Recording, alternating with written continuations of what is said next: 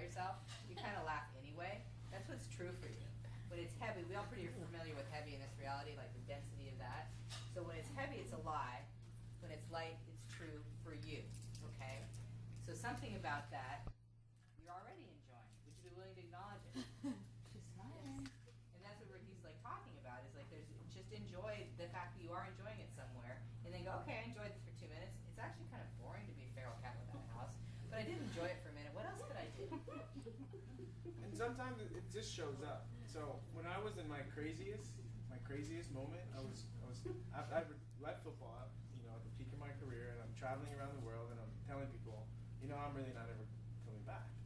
And I had this vision that I needed to go to the Himalayas and just hang out for a couple of months. So I met this guy who was crazier than I was, and we planned a trip to go to the Himalayas.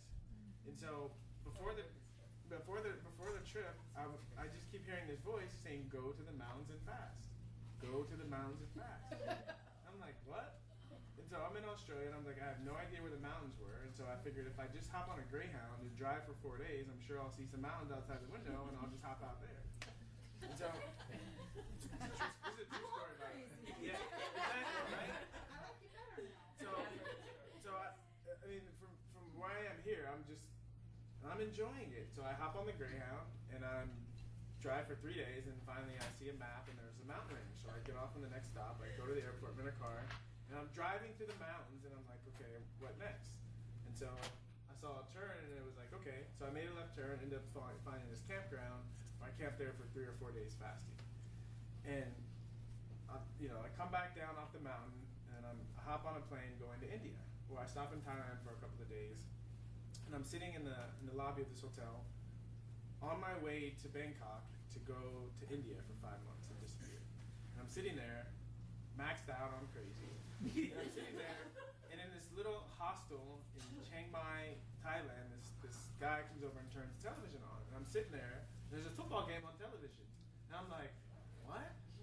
And so I'm looking at the game, and I'm like, that would be kind of fun to play football. And so I go to the phone, and I get the next flight back to LA, hop on the plane, I go to LA, and then end up playing football another 7 years. But and it wasn't from resistance to being crazy, it was enjoying my craziness, and when it was not fun anymore, something else showed up, and I was willing to choose that. And things changed. But I didn't do resistance, because everyone thought I would have lost my mind. So see how the willingness to receive the judgments that he has, to receive the judgments of people thinking he lost his mind, thinking he was crazy, thinking he shouldn't do it. Like, just receive it as just like, okay, I'm still choosing for me.